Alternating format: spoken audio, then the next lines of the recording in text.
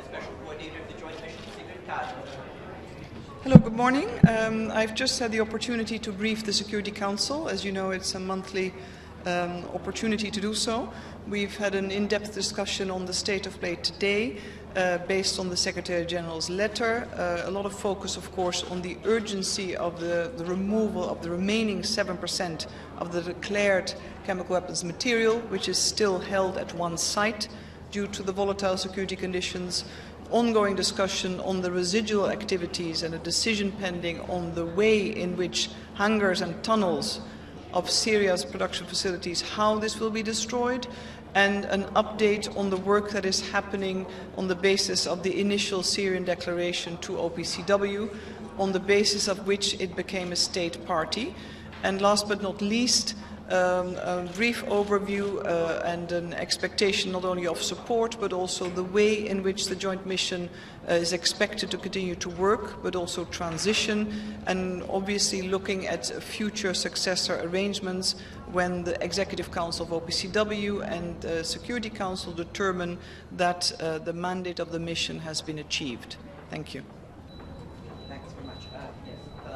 Yes, thank you. Sigrid Kaag. Concerning the 7.2%, do you have faith that it will be out from Syria by the 30th of June this year? Do you have any indications if it can be done by the 30th of June? And how long will the extension be for the mission, please? Well, I think it's not a matter of faith, it's a matter of hard work, pushing and working together, not only with the authorities but the international community. We have an indication from the authorities that as soon, rather immediately, when security conditions permit, removal from Site 2 will happen. Additional indications are that this is expected to be soon. Equally so, however, I have been in contact not only with the authorities in Damascus, of course, we've also spoken to a number of member states with influence over parties and to the conflict in Syria, which are also active in that area. So we call on all member states to exercise their influence to ensure the immediate removal of the remaining chemicals. What is important also to remember is that isopropanol, a very critical precursor to the production of sarin, has been destroyed 100%. However, the urgency, the time, the pressure to remove the remaining 7.2% is very, very critical, and I'll be back in Damascus the next few days to pursue that conversation with my team and counterparts. It's not a matter of an extension, it's a matter of a transition and reconfiguration. The presence of the joint mission is tied integrally to the completion of the elimination of Syria's chemical weapons program. What we have suggested is that the nature of the work of the mission is changing. Obviously, I'll give you an example. There was a lot of removal work that was happening, of course, so we have a profile of staff within the mission. We are reducing our footprint in Damascus because of security conditions, but also we need different types of people. The frequency of presence is changing as well. We're looking in future at residual activities. As I mentioned, support to OPCW, but the authorities in the destruction of hangars and tunnels. We're looking at ongoing work and a discussion on the declaration to render it fully complete, to address some of the deficiencies that have been identified in collaboration with the authorities. That is the mainstay of still of the work that lies ahead. So we expect to be there for a little while longer, but obviously the Executive Council of OPCW as well as the Security Council ultimately will determine if and when the mission is considered to be complete. Legitimate security concerns, or is this just a case of serious stalling? A number of key member states have confirmed these concerns to be legitimate, their words.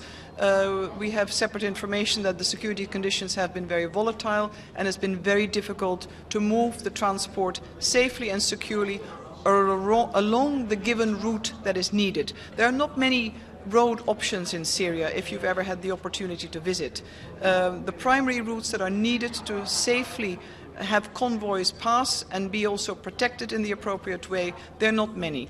Hence the security considerations have been assessed as reasonable. However, it doesn't mean that additional delays can be incurred. There's not only the issue of the deadline of 30th of June, there's equally so the tremendous cost on the maritime partners. and the operation should have long been completed in this regard. So the continued ask is, of course, swift removal immediately.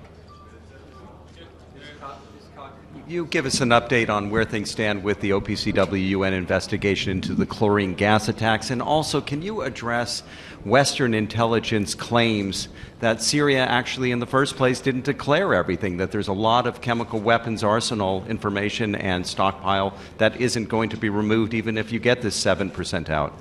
Well, I think your second question I've already responded to on the basis of the work that we are doing together with the authorities on the declaration.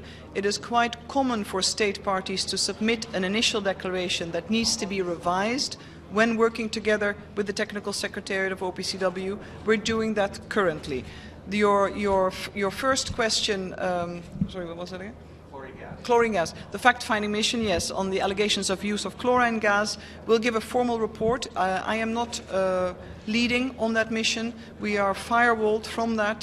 So the fact-finding mission will provide an update to the OPCW Executive Council on the 17th of June. And the OPCW is the appropriate channel to ask. What about the 12 facilities? I just want to make sure I heard you properly. You're saying it's still possible to meet the June 30th deadline? It was very loud. No, I didn't say that. You didn't say that. You're No. saying it's definitely not likely at this stage. In this case, no. If you work your way back for the removal process aboard the U.S. ship, it takes approximately 60 days.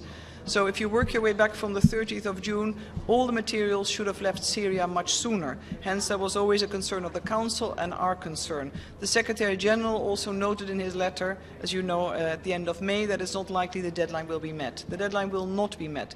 What is important, however, that all the materials are out of harm's way and that destruction can start as soon as possible aboard the U.S. ship, as considerable time has lapsed and considerable cost and time and investments have been made to get the job done.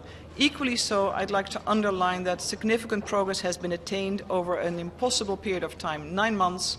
Almost all of Syria's declared chemical weapons program, mixing and filling, the equipment, the mobile labs, the production facilities, storage sites, as well as the removal of chemical weapons material, all that is no more. Although it is still the chemical weapons material aboard the Norwegian and Danish ship, it is out of harm's way. I think that's also very important to remember. Ms. Skag, Madam Skag, sorry. My question is regarding the recent revelations that the authorities have intercepted some communications between opposition groups, armed opposition groups, speaking about using chemical weapons and arranging masks for that. Have they shared this information with you, and what are you going to do if that's the case? We have received this information, as has the Secretary General. Naturally, we take note of this. However, it is not currently within our mandate. We are an implementation mission, and the mandate of the mission is very clear.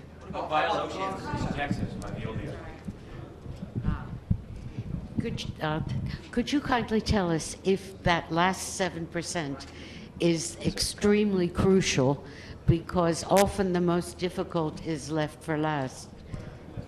That was initially indeed the most difficult, was left for last because it was always a contested area. Hence the Syrian authorities in their plan for the removal had left the materials at a number of sites in that geographical location for the latter half, knowing it would need additional security assets and possibly military operations. So it's not the materials themselves, they are standard. They've also been removed from Homs area and other areas. It was the location. And that has always been a concern. It's been indicated to the Syrians that if you leave it for last, there is a higher risk. However, we are dealing with the reality on the ground as of today, and we keep working with the authorities to ensure that removal takes place as soon as possible. As the June 30th deadline won't be met, and amid increasing number of allegations that Syria hasn't declared entire or to full extent its chemical weapons stockpile, how do you see that the Syrian government is in compliance with the resolution that created the mission that you're heading? Compliance is a matter for the Executive Council and the Security Council to determine, and that obviously has a number of benchmarks. As I mentioned before, we're working with the authorities on the completeness and any issues or queries that may arise as a result of its initial declaration. Thank you. Veolia violations in Texas, compliance violations in Texas by Veolia.